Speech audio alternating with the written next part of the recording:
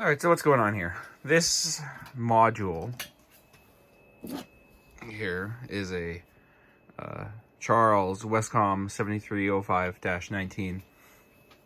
And as the label says, it's a 4-wire to 4-wire / 2-wire SF-E&M with loopback. So this guy here is the loopback module. And what this does is this converts an E&M DC signal trunk into a 2600 hertz controlled SF signaled trunk. So in-band voice signaling. It's 4-wire. That has an option to do 2-wire in, 4-wire out. So there's transformers on here, so it can do a hybrid, or maybe it's doing using. Actually, I don't think it's using transformer hybrid. Anyway, so this is a way to get a 2600 hertz controlled trunk, SF controlled trunk out of a regular E&M circuit. And so in this little rack here, I have 10 of those same circuit packs. And so how they're set up is between these two alternating pairs, I guess is. So between this pair is E&M, this pair is SF. This pair E&M, this pair SF, E&M, SF, E&M, SF, E&M between those. And then this one's SF, and it's looped back into itself, so it's feeding the signal back. And then this red cable here goes to this top sage, which is set up for an SF trunk. And I'm only connecting the transmit path. I think it's SF, yeah, send to on R1. So I take it off hook. What you're hearing is this unit here, which is also set up for an SF trunk. But this one's on TNR for no good reason. I could change it to T1R1, change it to term, and then go like that. Right, now they're set up the same. So they're just both ends of a call. Anyway, so the red wire is the transmit path from the top sage that goes into one of the test jacks here, the line test jack, and then the blue cable from that sage that is the going into the monitor jack on the other. I could put that in line as well. It doesn't make any difference. So that completes the loop. Why did I do this? I don't know. So these units came out of a railway microwave installation. Actually, hang on. This came out of a railway microwave installation, and it was pre-wired, which is what you see down here. And this random, I should dig it out. This random bin of junk is the wires that fell off as I was trimming them. And what I did was rewire them, which is kind of obvious what I did here. So this wiring here, that is one of the E&M trunks, which is why there's a whole bunch. And then this wiring here, this little bundle of 4 wires, that's an SF. So there's SF, E&M, SF, E&M, SF. So the E&M circuit has the 4 wires for the voice path. It has the E lead, the M lead, signal battery, signal ground as well. So it has 4 more wires. Anyway, that's what's going on here. I mostly just repurposed the wiring that was on here, which is why the lengths are little. Anyway, it was just for fun. And then I have another shelf of these over here. This is full of mostly the Telabs version of the same. Here's the Telabs card. It's a bit more complicated, 2 layers. It's got a big 40-pin microcontroller buried in there somewhere. I think this one does. Yeah, there. Oh,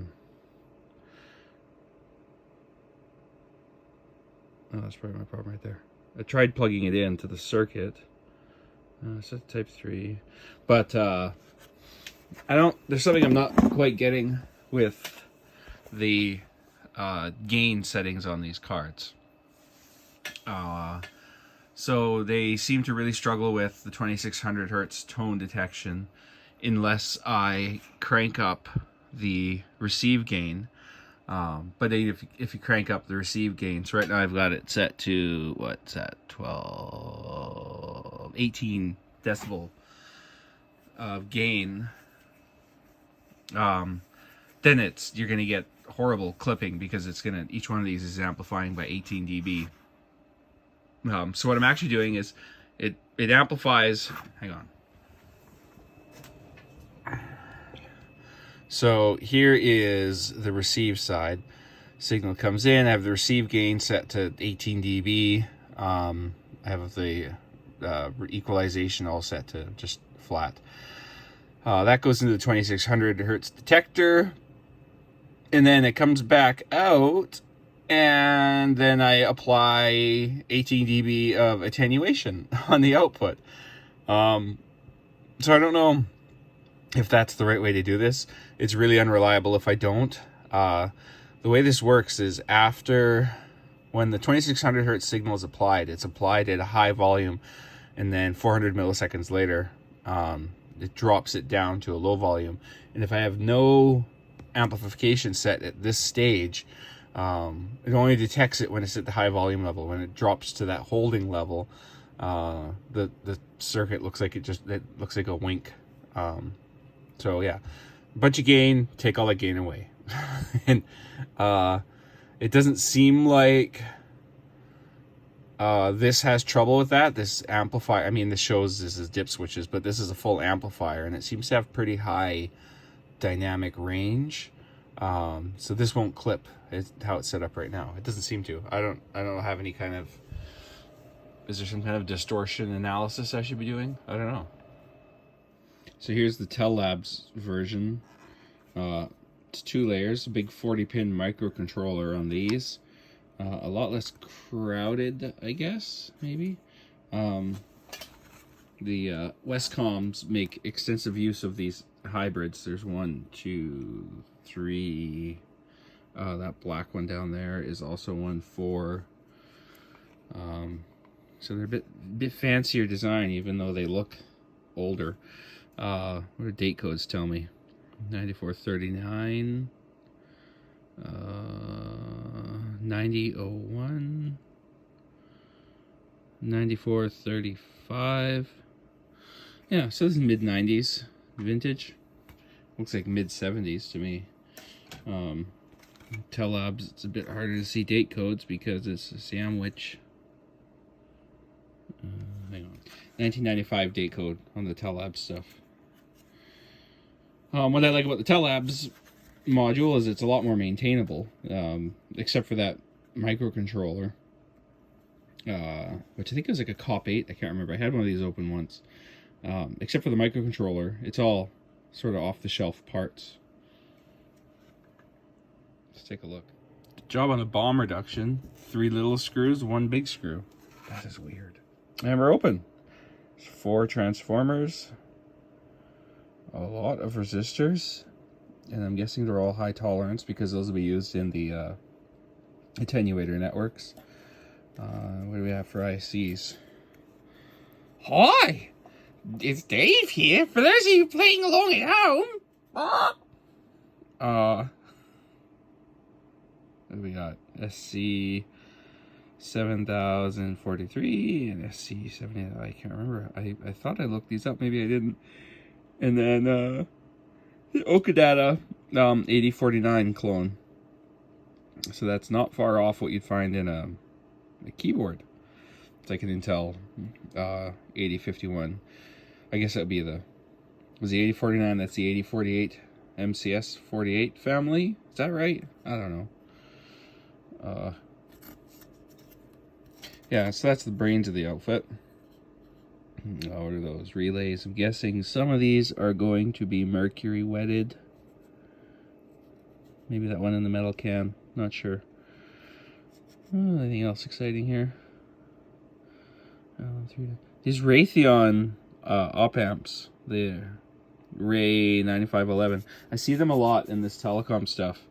And you look out, I don't know, maybe it's just my limited experience, but you don't see a lot of Raytheon stuff elsewhere. And it seems in the telecom world, they're all over the place. I don't know. Maybe there's a lot of people came from the defense world into telecom. More Raytheon. What's that? RC4559. LPD codes. Oh. Is it? Oh, there's a hybrid. They really went all out. One hybrid. Come on. Interesting. That multi-turn pot. I don't know what that's for. Glopped up with some stuff.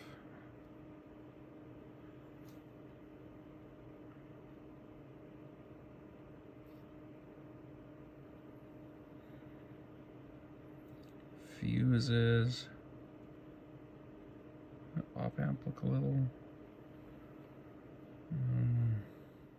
Anyway, that's that. I haven't really posted any video about this. Sometimes it's just nice to come out here and screw around and not have to worry about using the camera. Sometimes I'm out here fairly late at night.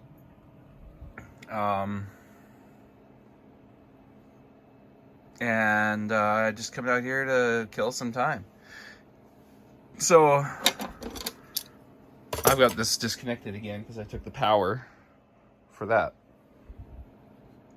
These power supplies. Look, I have 1, 2, 3, 4. They make a horrible clicking sound. I bought a replacement on eBay. It still made the horrible clicking sound. And then the day after I bought the replacement, I noticed this for sale, which is a full unit with power supply. So its power supply, which came with a broken handle, is here now. It doesn't click. I was very happy for that. So I have 2 units that don't make noise, and it also came with this, which, to my chagrin, has the power cable cut off and that cut off, but it really doesn't matter. I can just connect wires to the screw terminals on there. I don't need to even bother replacing that Molex plug, and then this is just the AC in, which I can replace, but it's kind of cute. So the unit that's eventually going to end up in my house is going to get that power supply, so I don't need to worry about a power supply in the house. People asking about why I'm not an Asterisk. It's not because I don't have the hardware or the ability. I used to administer Asterisk servers as part of my job. It's just I don't have the inclination. I'm still, I don't know, I did a lot of VoIP professionally, and it kind of was the end of my career in IT operations before I went back into software development. Went into software development, which doesn't quite make sense to me, but because I never really left it. Where was I going with this? Yeah, so look, there's a Digium something TDM 400p with 4 FXS modules, FXO, 4 FXOs. See, 4 port. I just can't be bothered. One day I'll get around to it. This thing works. It has Asterisk installed on it. It even has a host name. It's Ring. Get it? Because it's a telephone server. But then I needed a box, so I repurposed it as a PC card reader, which I used for fixing something else, telecom related, that I didn't make a video about that I should have. Yeah. Okay, I organized my my 310 jacks. I have a few of these stripped out of patch panels. Very different configurations. These are the double, so like the 4-wire circuit ones, and then those are different. Those are different. And some of them are wire wrap. Look, even my cross connect's slowly coming together. I've rearranged everything again. I think I've talked about that. Maybe I haven't. There's my circuit protector, my DSX cross connect, a BIX panel, teletype, some HP stuff, my spares for the PAVX, which has a problem which I need to start fixing. If I seize one circuit, both connectors will seize. Yeah. And then just a whole bunch of yellow stuff because my obsessions are on rotation.